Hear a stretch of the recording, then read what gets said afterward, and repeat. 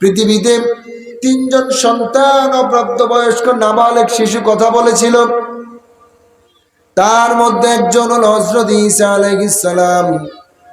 মারিয়াম আলাইহিস সালামকে যখন অপবাদ দেওয়া হলো, তিনি বললেন, সন্তানকে জিজ্ঞাসা করো এই সন্তান কার।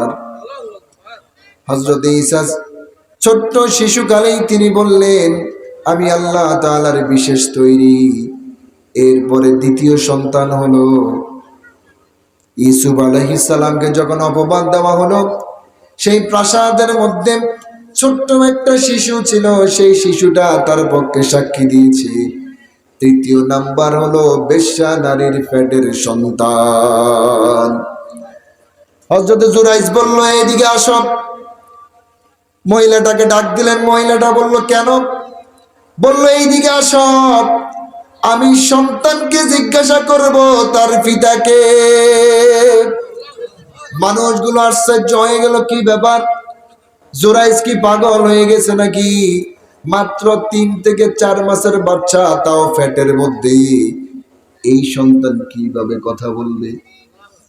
এমত অবস্থায় মহিলাটা যখন সামনে আসলো, মহিলাটার ফ্যাট লক্ষ্য করে বললেন, এ সন্তান বলো তোমার পিতাকে।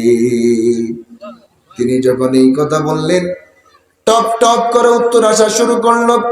পেটের ভিতর থেকে কে যেন আওয়াজ দিচ্ছে, আপনি আমার পিতা নন, আমার পিতা যিনি তিনি হচ্ছে রাখাল।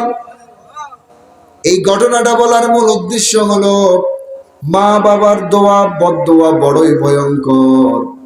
জুরাইজের মা দোয়া করেছিল, বদদোয়া দিয়েছিল, আমার সন্তানকে ব্যভিচারিণী মহিলার খপ্পরে না ফেলে মৃত্যু দিও না। ব্যভিচারিণী মহিলার খপ্পরে পড়ছে কি পড়ে নাই?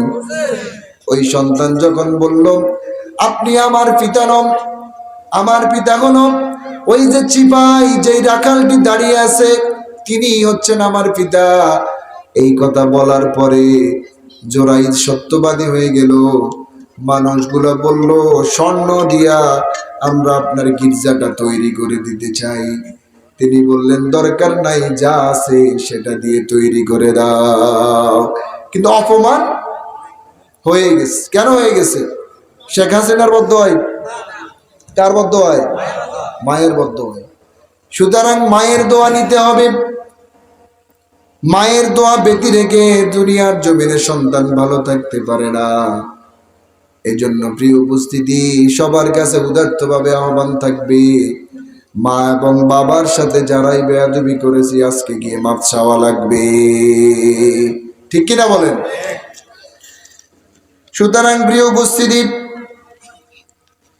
যারা মা এবং বাবাকে কষ্ট দিবেন, কনকনে শীতের মধ্যে ফজরের নামাজও পড়বেন, কোনো লাভ নাই।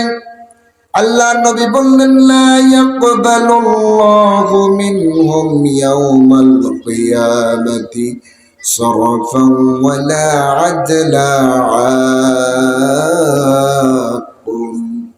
যারা মা বাবার মনে কষ্ট দিবে, দুনিয়ার জমিনে তাদের কোনো আমল আল্লাহ তাআলা কবুল করবে না। এটা হচ্ছে ভয়াবহতা, খেদমত না করার ভয়াবহতা। এরপরে আল্লাহ রাব্বুল আলামিনের নবী বললেন, ইন্না আকবারুল কাবাইরি হুকুকুল ওয়ালিদাইন। যারা পিতামাতার অবাধ্য হয়, পিতামাতাকে কষ্ট দেয়, এরা সব চাইতে বড় ধরনের একটা গুনাহ করলো, যেটার নাম কবিরা গুনাহ।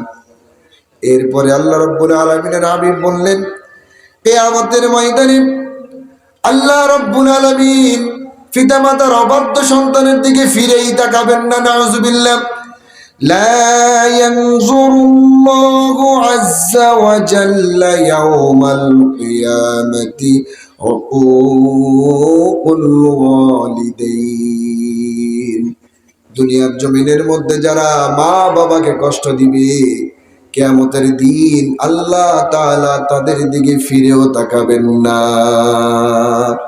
আল্লাহ তাআলা যদি ফিরে না তাকান, আমাদের অবস্থা কি হবে? সেটা হচ্ছে আল্লাহ নবী বলছেন, লা ইয়াদখুলুল জান্নাতা আকুন। দুনিয়ার জমিনে যারা মা বাবাকে কষ্ট দিবে, যারা মা বাবার অবাধ্য হবে, মা বাবার কথা শুনবে না, মা বাবাকে ঘর থেকে যারা বের করে দিবে, লা ইয়াদখুলুল জান্নাহ, এই মানুষগুলো আল্লাহর জান্নাতে যেতে পারবে না। আমরা সংক্ষিপ্তভাবে অল্প সময়ের মধ্যে ফজিলত এবং ভয়াবহতা সম্পর্কে বলার চেষ্টা করেছি। যতটুকু আলোচনা করেছি যদি ভুলভ্রান্তি থেকে থাকে আল্লাহ রাব্বুল আলামিন ক্ষমা করে দিক। আমরা যারা শুনলাম আমি সহ সকলকে আল্লাহ তাআলা পিতামাতার হক আদায় করার তৌফিক দান করুক, আমরা বলি আমিন। সকলের সুস্বাস্থ্য দীর্ঘায়ু কামনার মধ্য দিয়ে বিদায় নিচ্ছি। ওমা আলাইনা ইল্লাল বালাগ। আসসালামু আলাইকুম ওয়া রাহমাতুল্লাহি ওয়া বারাকাতুহু। আলহামদুলিল্লাহ, দীর্ঘক্ষণ পিতামাতার কর্তব্য এই বিষয়ের উপর কোরআন এবং হাদিসের আলোকে অত্যন্ত গুরুত্বপূর্ণ আলোচনা করেছেন উদীয়মান তরুণ মুফাসসির কোরআন জনাব হযরত মাওলানা শরীফুল ইসলাম।